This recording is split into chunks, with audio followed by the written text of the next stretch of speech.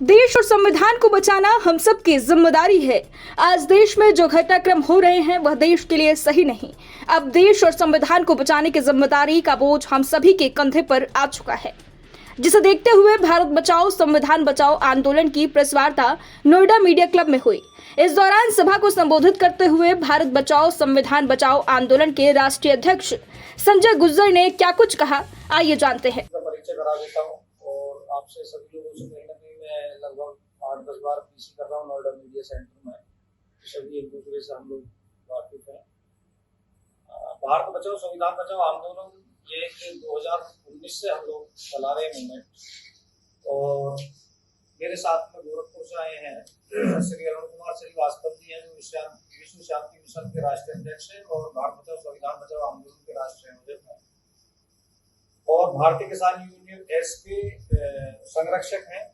शाहिद भैया हैं जो प्रदेश महासचिव है भारतीय किसान यूनियन एस के, और ये सलीमुद्दीन मेवाती जिलाध्यक्ष नगर भारत बचाओ संविधान बचाओ आंदोलन। मास्टर महिपाल नागर जी हैं जो भारतीय किसान यूनियन के प्रदेश उपाध्यक्ष एस के आज बनाएंगे, जिनका नियुक्ति पत्र मेरे पास। तो मुख्य मुद्दा यह है कि हम लोग भारत बचाओ संविधान बचाओ आंदोलन के लोग पूर्व में भी राहुल गांधी जी से पहले पद यात्रा कर चुके हैं पूर्वांचल में। भाई साहब उसके संयोजक थे, इनके नेतृत्व में, और 15 अक्टूबर से हम लोग यात्रा शुरू कर रहे हैं अनूप शहर से लेकर और गाजियाबाद शहीद स्मारक तक। उसमें लगभग 20 मुद्दे हैं और मांग पत्र भी है।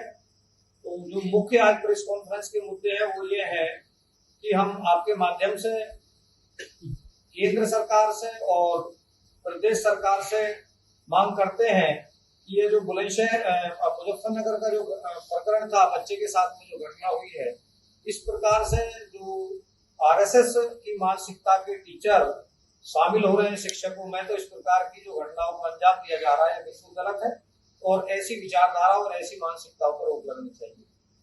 दूसरा, मणिपुर की जो घटना हुई है वो पूरे भाई साहब महाराष्ट्र में सरकार चेंज करा देते हैं, लेकिन मणिपुर का जो मामला है उसको पूरे देश की जनता का ध्यान बदलने के लिए आप मेवात या नूह की बात पे चला जाता है। परमिशन किसने दी यात्रा की, दोबारा आप परमिशन दे रहे हो।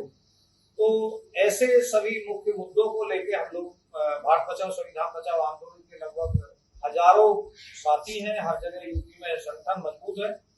तो एक यात्रा की जो कार्यक्रम है उसकी इंफॉर्मेशन आपके माध्यम से हम देना चाह रहे थे। दूसरे मेरे साथ में हमारे अतिथि भी हैं, गोरखपुर से आए हैं, हम लोग तो अक्सर करते रहते हैं प्रोग्राम पीसी वगैरह, तो ज्यादा वो आप बहुत सारे मुद्दों पर वो चर्चा करेंगे। श्री अरुण कुमार श्रीवास्तव। पूरे देश में इस समय एक तरह से समझिए कि हिंदू मुस्लिम भाईचारा को बिगाड़ने का और देश में उन्माद फैलाने का काम किया जा रहा है, जिससे कि इन प्रकार किसी तरह से सत्ता में बने रहा जाए और जनता का ध्रुवीकरण करके वोट का लाभ लिया जा सके।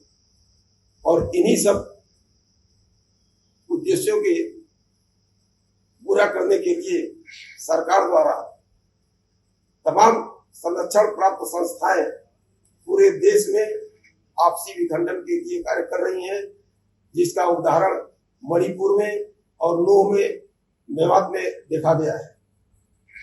नूह की घटना, मेवात की घटना रोका जा सकता था क्योंकि इंटेलिजेंस को पहले से ही पता था, और अगर सरकार चाहती तो इन घटनाओं को रोक सकती थी। मगर मणिपुर से ध्यान हटाने के लिए, जनता का ध्यान डाइवर्ट करने के लिए नूह की घटना को महत्व नहीं दिया गया और इतनी बड़ी घटना घटित हो गई। इसी तरह से मुझे उम्मीद है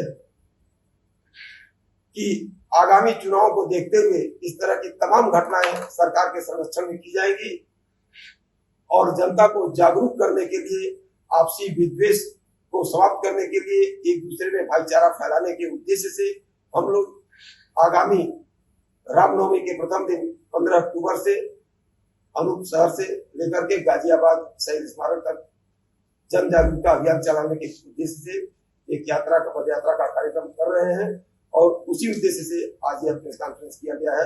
इसकी सूचना आपके माध्यम से हम सरकार को और जनता को भी दे रहे हैं कि जो हमारे साथ आना चाहता है और देश में आपसी प्रेम फैलाने के लिए, विद्वेष को हटाने के लिए कार्य करना चाहता है, हम उसका स्वागत करते हैं कि वो हमारे साथ इस पद यात्रा में शामिल। नमस्कार, मैं हरीश शाह और आप देख रहे हैं भारत बचाओ संविधान बचाओ ईवीएम ऐसे नारे लगातार लगाता रहता है और भारत विपक्ष निर्वादा उसी सब बात करने के लिए आज भारत मौजूद है। भारत बचाओ अभी आपने प्रेस कॉन्फ्रेंस में नारा था ईवीएम हटाओ, तो ऐसे था भारत में अगर हम देखें किसी एक व्यक्ति के देखने से सब कुछ ये होता है और भारत को बचाना है, भारत में दलितों को बचाना है, पिछड़ों को बचाना है, अल्पसंख्यकों को बचाना है और संविधान के साथ में जो अपने हिसाब से लोग कर रहे हैं इस प्रकार से मनमानी नहीं होने दी जाएगी। देश लोकतंत्र, डेमोक्रेसी और जमहूरियत का मतलब ये है कि सभी को सम्मान प्राप्त हो, सभी को एक नजरिया से देखना चाहिए। मैंने अभी थोड़ी देर पहले कहा था कि राष्ट्रवाद का मतलब जय श्री राम का नारा दे रहा हूँ। राष्ट्रवाद का मतलब ये है कि आप सरकार में हैं, आपकी सरकार है, आप यहाँ के राजा हैं, तो राजा और नेता की कोई जाति नहीं होती, उसके सर्वधर्म और सर्व समाज के होते हैं राजा। उस समय में राजा होते थे, आज नेता है, तो नेता की कोई जाति नहीं होती। लेकिन अगर वोट की बात करूँ तो 2014 में जय श्री राम मंदिर के नाम पे वोट दिए और जनता ने दिए भी हैं। 2020 में वही सबसे बड़ा मुद्दा रहा है और जनता ने उस मुद्दे पे वोट भी दिए हैं। जनता का मामला तो ये है कि इस देश में हमेशा से अंग्रेजों के शासनकाल से लेकर अब तक जो होता आ रहा है, तो जनता को जो हमारे समाजों के मुखिया होते हैं, समाज में अगुवाई करता होते हैं, वो समाज को जिस दिशा में ले जाना चाहते हैं उस दिशा में समाज चला जाता है, उसी दिशा में लोग उस तरफ चल गए। 2014 में यह लोग सरकार का जो गठन हुआ है, तो मैंने भी बताया था गुजरात मॉडल का जो 1200 करोड़ रुपया आया था, उसको हाईलाइट करने के लिए इन्होंने पूरे देश में उसका दुरुपयोग किया। मैं मीडिया के लिए नहीं कहूँगा, मीडिया को उसमें पैसा दिया गया, तो आप समझ रहे होंगे। तो इसलिए आप जो है इनका विरोध अब शुरू हो चुका है देश में। 2014 में सरकार गठन हुई, सरकार तो सही बात यह है कि परिवर्तन होनी चाहिए, किसी एक दल की सरकार नहीं रहनी चाहिए, लेकिन अब जो है बदलाव का समय आ चुका है क्योंकि जनता इनकी नीतियों से त्रस्त हो चुकी है और जनता अब जो है इन लोगों को स्वीकार करने के मूड में नहीं है। दरअसल क्या उद्योगपति जिनके स्रोत चले, बहुत सारे लोग गौ रक्षा के नाम पे गौ की रक्षा करनी है। मध्य प्रदेश में झांसी से लेकर कोटा तक लगभग 250 किलोमीटर 300 किलोमीटर के टुकड़ा में कम से कम डेली की 20 गाय मरती हैं, तो जाके वहां सेवा करो ना भाई साहब। और वहां भी मुख्यमंत्री हैं शिवराज सिंह चौहान, तो उन्हें देखना चाहिए गौ रक्षा के लिए भाई आपने क्या मजबूत वहाँ वो विकल्प तैयार किए हैं जिससे गाय ना मर सके, एक्सीडेंट ना हो सके। हाईवे पे 50 गायों का पर डे का मामला है, आप रिपोर्ट कभी जाए, आपके वहाँ होंगे तो आप इंफॉर्मेशन लेके देखिए। अच्छा, वन नेशन वन पेंशन नहीं बिल्कुल, हम लोग उसका वन पेंशन